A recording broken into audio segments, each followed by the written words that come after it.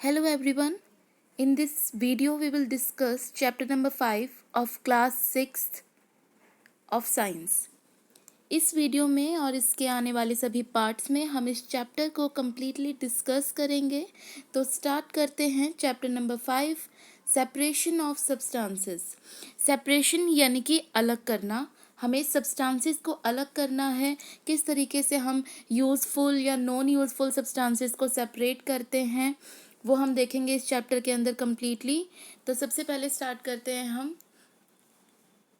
There are many instances when we notice a substance being separated from a mixture of material। इसका मतलब है कि हमारे daily life में हम बहुत सारी चीज़ें ऐसी नोटिस करते हैं जिसमें हमारे पास मिक्सचर होता है और उसमें से हमें पर्टिकुलर सब्सटेंस को सेपरेट करना होता है। जैसे कि अगर हम एग्जांपल की बात करें तो यहाँ पर है tea leaves are separated from liquid with a strainer. जब आपने देखा होगा जब हम चाय बनाते हैं तो चाय बनाने के बाद हम स्ट्रेनर यानी कि छलनी की मदद से जो टी लीव्स हैं उनको उस लिक्विड पार्ट से सेपरेट करते हैं। उसके बाद एक और एग्जांपल की अगर हम बात करते हैं तो यहाँ पर देखिए grain is separated from stock. जब हमारी फसल उग जाती है, फसल उगने के बाद जब उसमें से जो दाने होते हैं, जो ग्रेन है, उनको हमें उन स्टॉक से जिसके अंदर वो है उनसे अलग करना होता है।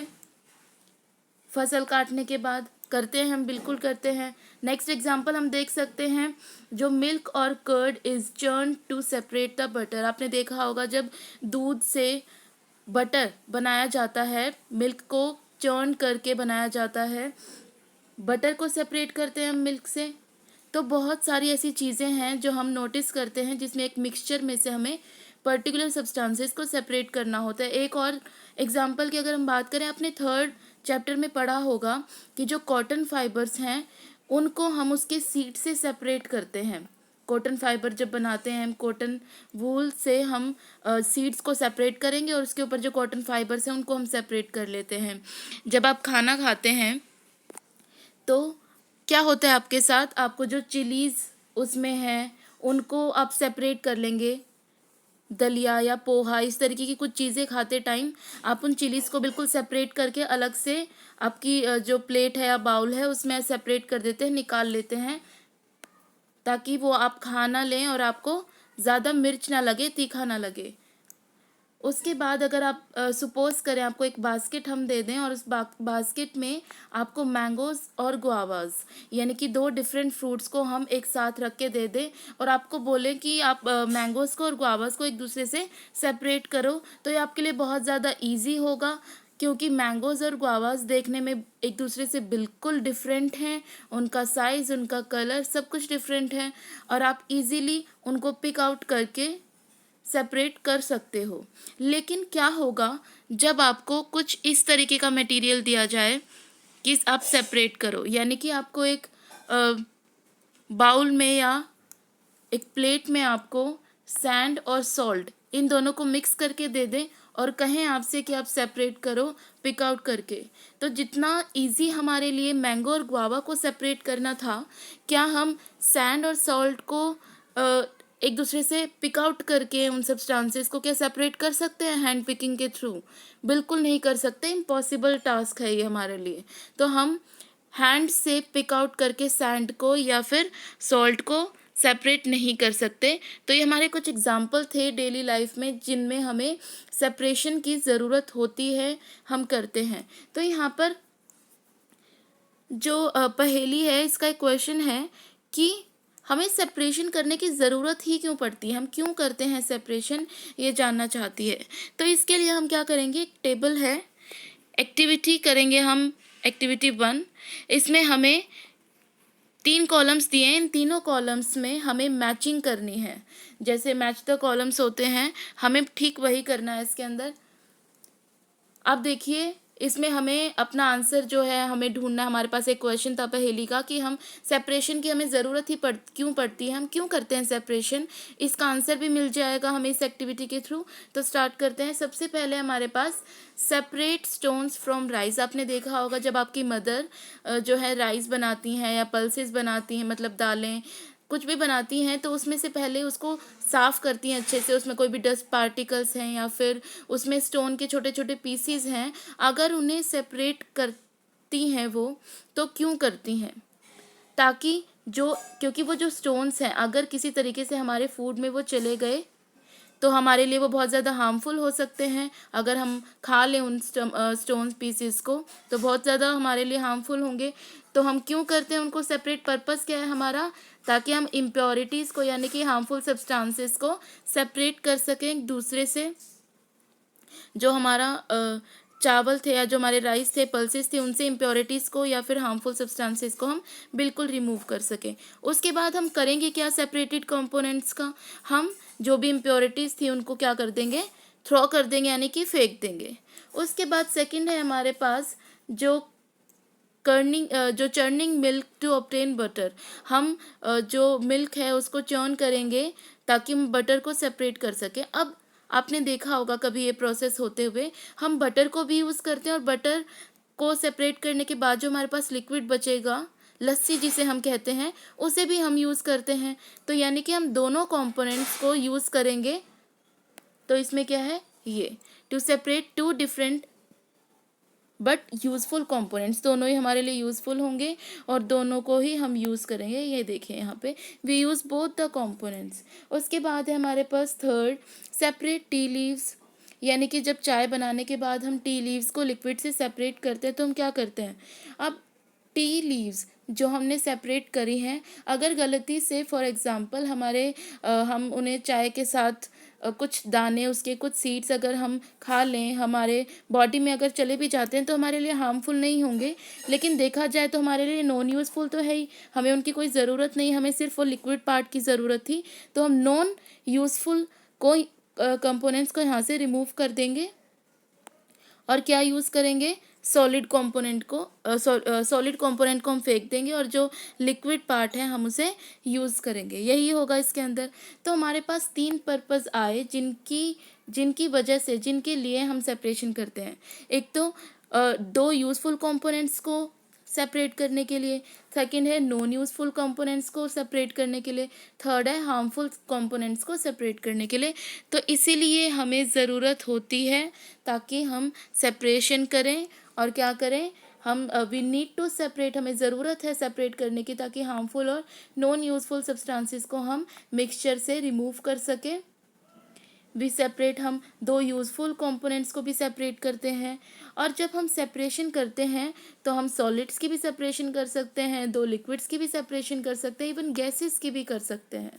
तो हमें सेपरेशन की बहुत ज़्यादा ज़रूरत होती है और वो इसीलिए होती है क्योंकि हमने पर्पस ये कुछ पढ़े हैं जिनकी वजह से हम सेपरेशन करते हैं। इसके बाद है यहाँ पर मेथड्स ऑफ सेपरेशन। हमारे पास कुछ सेपरेशन के मेथड्स हैं जिनके थ्रू हम डिफरेंट कंपोनेंट्स को सेपरेट कर सकते हैं। क्योंकि आपने अभी अभी देखा था एक एग्जांपल जिसमें हमने गुआवाज और मैंगोज़ को लिया था, उसके बाद हमने सैंड और सॉल्ट को हमने लिया था, और दोनों ही केसेस में हम सिर्फ हैंड पिकिंग को यूज़ नहीं कर सकते। यानी कि हमने मैंगोज़ और गुआवास में हैंड पिकिंग को यूज़ कर लिया, लेकिन सॉल्ट और सैंड को सेपरेट करने के लिए हम हैंड पिकिंग को यूज़ नहीं कर सकते। इसीलिए हमारे सेपरेशन के बहुत सारे अलग अलग मेथड्स हैं और उन्हीं को हम यहाँ पर डिस्कस करेंगे। तो सबसे पहले हमारा जो मेथड है वो है हैंड पिकिंग मेथड।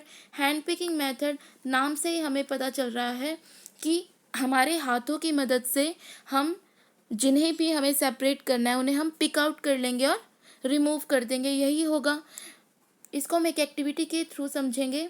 एक एक्टिविटी है, इसमें हमें क्या दिया गया है, एक पैकेट लीजिए, आप ग्रेन का शॉप से ख़रीद लाइए, उसको आप शीट पर या फिर प्लेट में रख लीजिए। उसके बाद क्या होगा, उसको फैला लीजिए अच्छे से प्लेट में। फिर आप देख पा रहे होंगे उस जो पैकेट हम ग्रेन्स लेके आए थे उस ग्रेन में सिर्फ ग्रेन्स नहीं होंगे, यानी कि सिर्फ दाने नहीं होंगे।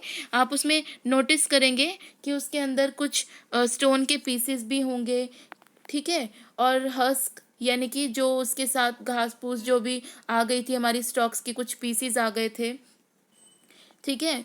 ब्रोकन ग्रेन्स यानी कि टूटे हुए दाने भी होंगे, या फिर उन ग्रेन्स के साथ जो हमें चाहिए कुछ और अदर ग्रेन्स भी उसके अंदर मिले हुए होते हैं।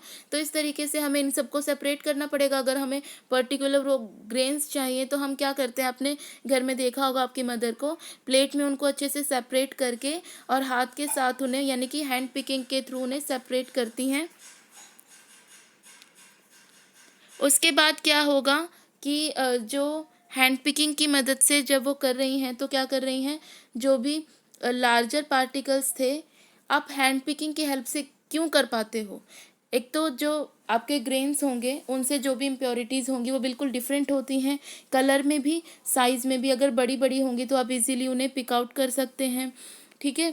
तो इस तरीके से तो हैंड पिकिंग जो प्रोसेस है वो किस चीज़ पर बेस्ड है? वो बेस्ड है कि जो इम्प्योरिटीज़ हैं वो हमारे जो भी यूज़फुल सब्सटेंसेस हैं उनसे कलर में, उनके साइज़ में, शेप में वो बिल्कुल डिफरेंट होंगी, तभी हम उनको सेपरेट कर पाएंगे। क्योंकि सैंड और सॉल्ट के केस में क्या था कि सैंड भी और सॉल्ट भी दोनों का साइज़ भी बिल्कुल सेम था, ठीक है। तो हम उन्हें सेपरेट नहीं कर पा रहे थे बिल्कुल भी।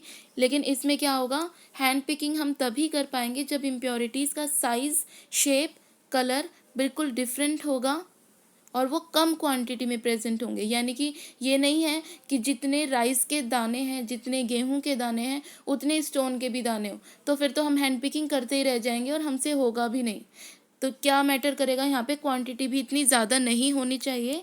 Quantity of such impurities is usually not large, यानी कि क्वांटिटी ज़्यादा नहीं होनी चाहिए, तब हमारे लिए जो हैंड पिकिंग मेथड है कन्वीनियंट होगा, ताकि हम सब्सटेंसेस को सेपरेट कर सकें। क्लियर है यहाँ पर आपको सबको? उसके बाद सेकंड हमारा जो मेथड होगा सेपरेशन का वो है थ्रेशिंग। थ्रेशिंग में क्या होगा, अब फॉर एग्जांपल आपको आपको एक मैंगो ट्री के पास या फिर एप्पल ट्री के पास आपको ले जाएं और आपसे कहें कि मैंगोज़ हैं, एप्पल हैं, इनको आप अच्छे से इजीली प्लग कर लो, तो आप कर सकते हो। यानी कि जो मैंगो हैं या फिर जो एप्पल है आप ट्री से आराम से तोड़ सकते हो, पेड़ से, बिल्कुल कोई प्रॉब्लम नहीं होगी आपको। लेकिन अगर आपको ये बोला जाए कि आप जो ये जो भी फसल होती है हमारी, और हर स्टॉक में से जो ये दाने हैं ग्रेन्स के, गेहूं के आपने दाने देखे होंगे, कभी फसल आपने देखी होगी फील्ड में, खेतों में, और आपसे बोलें कि स्टॉक में से जो ये दाने हैं, ये बीज हैं, इनको सेपरेट करो, तो क्या आप कर पाओगे? इम्पॉसिबल टास्क है आपके लिए ये, क्योंकि हर स्टॉक में बहुत सारे ग्रेन होते हैं और ऐसी कितनी ही स्टॉक होती हैं हमारे फील्ड में, हमारे खेतों में कितनी फसल कटती है, और हर स्टॉक में से हैंड पिकिंग के थ्रू यानी कि हाथों से उन दानों को निकालना बहुत ज़्यादा डिफ़िकल्ट है, हम कहें इम्पॉसिबल टास्क है हमारे लिए। तो हम ऐसा नहीं कर सकते। तो अब करेंगे कैसे? क्योंकि हम ये तो है नहीं कि हम बिल्कुल जैसे हमने मैंगो ट्री से मैंगोज़ को हमने प्लग किया था, तोड़ा था, तो हम ऐसे ही स्टॉक में से इन दानों को निकाल लेंगे, तो ऐसा नहीं कर सकते। इसके लिए हमारे पास क्या है, एक मेथड है थ्रेशिंग। थ्रेशिंग में क्या करते हैं, हमारे जो फार्मर्स होते हैं वही यूज़ करते हैं इसको, क्योंकि फार्मर्स के पास खेत होते हैं, वो खेतों से फसल को जब काटते हैं, काटने के बाद क्या करते हैं, वो आप देख पा रहे हैं इस पिक्चर में, एक वुडन का लॉग ले लेंगे, यानी एक बड़ा सा पत्थर ले लेंगे, या फिर जो लकड़ी का जो वुडन लॉग जो होता है, जो तना होता है मोटा, उसको हम नीचे ग्राउंड के ऊपर लाई कर लेते हैं, बिछा लेते हैं, लगा लेते हैं।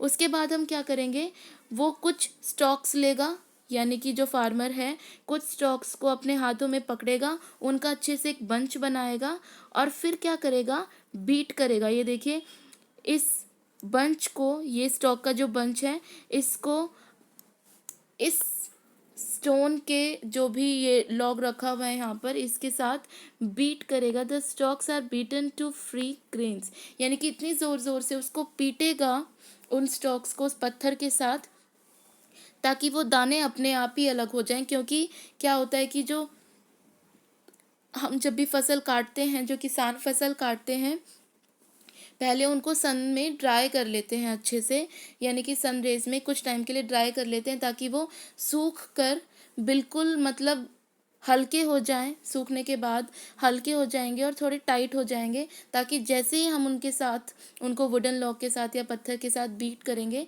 तो दाने अपने आप उनसे अलग हो जाते हैं, फ्री हो जाते हैं। तो ये एक मेथड है।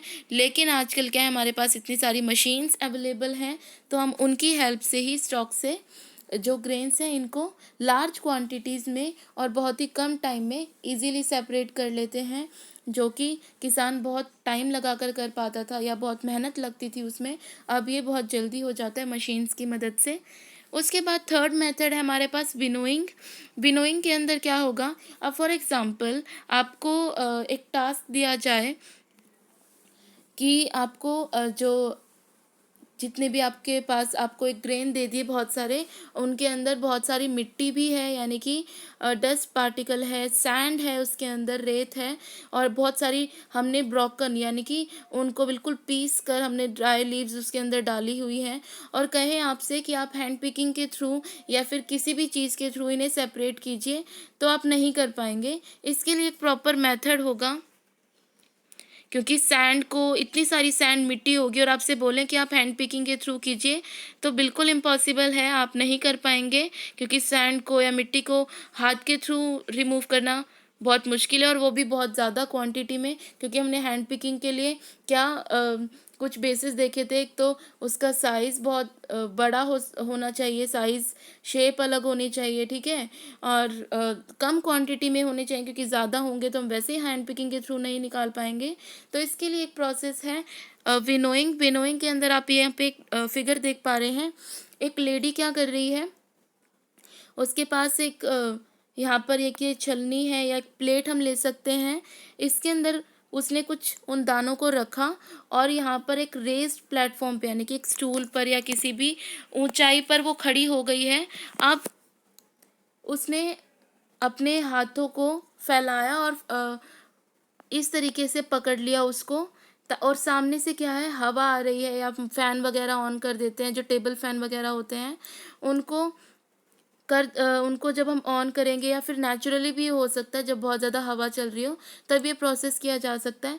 इसमें देखिए जो भी हैवी ग्रेन्स थे वो नीचे गिर रहे हैं और नीचे एक ढेर लगा रहे हैं, और जो मिट्टी थी वो हल्की होगी, या जो ड्राई लीव्स थी वो हल्की होंगी और वो दूर जा रही हैं। इस तरीके से दो ढेर बन गए हैं यहाँ पर, एक तो गंदगी का जो हमें सेपरेट करनी थी, इम्प्योरिटीज़, और एक जो दाने थे जो हमें अलग करने थे, जिन्हें हमें चाहिए थे जो। अब विनोइंग किस चीज़ पर बेस्ड है, ये यहाँ पर ये एक तरीके से हम कहें एक रीज़न है कि एक तो जब हमें सेपरेट करना है विनोइंग की हेल्प से, वो हैवी और लाइटर कंपोनेंट्स को ही सेपरेट कर पाएंगे विंड के थ्रू, क्योंकि विंड में जो हल्के होंगे वो चीज़ तो ब्लो होकर दूर गिर जाएंगी, और जो हैवी होंगे वो नीचे रह जाएंगे। अगर ये कंडीशन है तभी हम विनोइंग की मदद से अलग कर पाते हैं अपने ग्रेन्स को। इस मेथड में एक बार दोबारा यहाँ पर देखिए इसकी explanation. This method is used commonly, ये फार्मर्स यूज़ करते हैं। फार्मर्स कैसे यूज़ करेंगे इसको, जो लाइटर हस्क पार्टिकल होंगे वो तो दूर चले जाएंगे और जो सीड्स हैं वो नीचे रह जाएंगे। ये देखें यहाँ पे form a heap near the platform, जहाँ पर वो लेडी खड़ी थी उस प्लेटफॉर्म के पास, वहाँ पर ढेर लग जाएगा दानों का यानी कि गेहूं का, और जो लाइटर पार्टिकल्स थे वो दूर चले जाएंगे, और बाद में उन लाइटर हस्क पार्टिकल्स को हम as a fodder for cattles use कर सकते हैं। यानी कि जो भी जो गाय भैंस हम घर में पालते हैं उनके लिए हम फूड की तरह उनको यूज़ कर सकते हैं, क्योंकि वो उनके लिए हेल्दी होता है, न्यूट्रिशियस होता है। उसके बाद हम नेक्स्ट टॉपिक है सेविंग, ये नेक्स्ट वीडियो में डिस्कस करेंगे। तो आज की वीडियो यहीं पर आपकी ख़त्म होती है।